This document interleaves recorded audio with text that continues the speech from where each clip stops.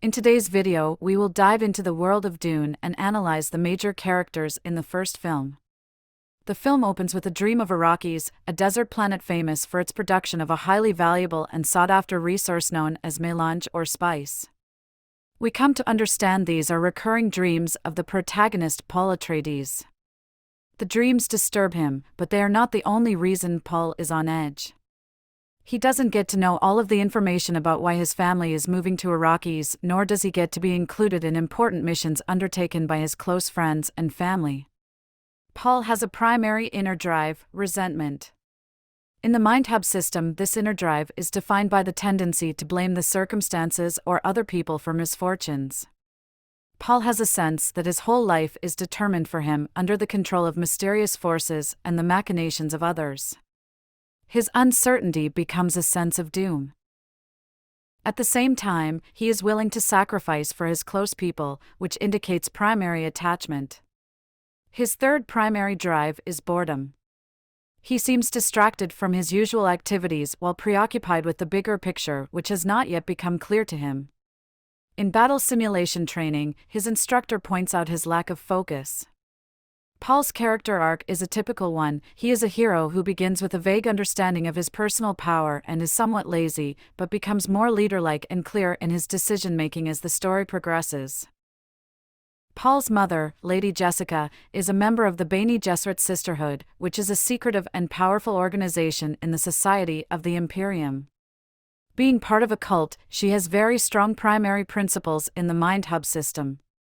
In this system, having principles means a readiness to sacrifice for ideals. At its extreme, this becomes fanaticism, where there is only one right choice, which in Jessica's case means following the organizational leadership of the Bene Gesserit. Her primary ambition is also tied to the cult, and we see her consistently working with and consulting the sisterhood, with the only exception giving birth to Paul. Her last drive, revenge, is evident by her strong desire to control situations.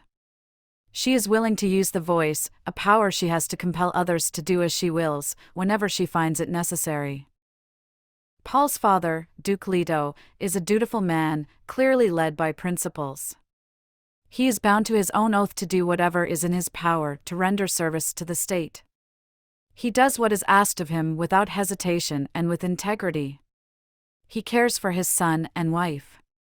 We often see him teaching his son, and he treats his wife as an equal, which is additional evidence of primary principles and attachment drives.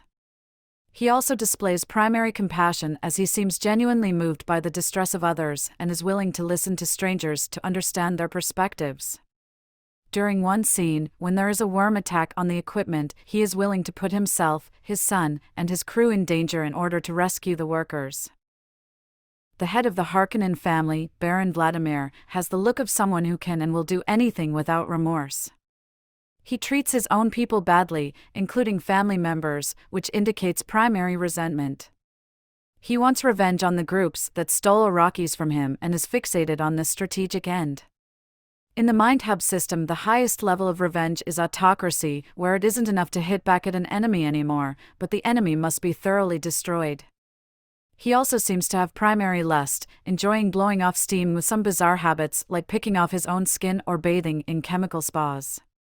The combination of resentment and revenge makes this character frightening, but lust adds the element of disgust for most viewers. Duncan Idaho is the dramatic opposite of the many very heavy characters in the film. He is driven by ego, which is a stark contrast to other characters who feel compelled in their actions. Duncan seems to choose his actions and to be confident in them. He is also driven by principles, but these are more enacted than expressed. They are seen through his loyalty rather than ideology. His loyalty is also a sign of primary attachment, and we see later that he is willing even to sacrifice his life for his close ones. Duncan is the action hero, while others are mired in their thoughts.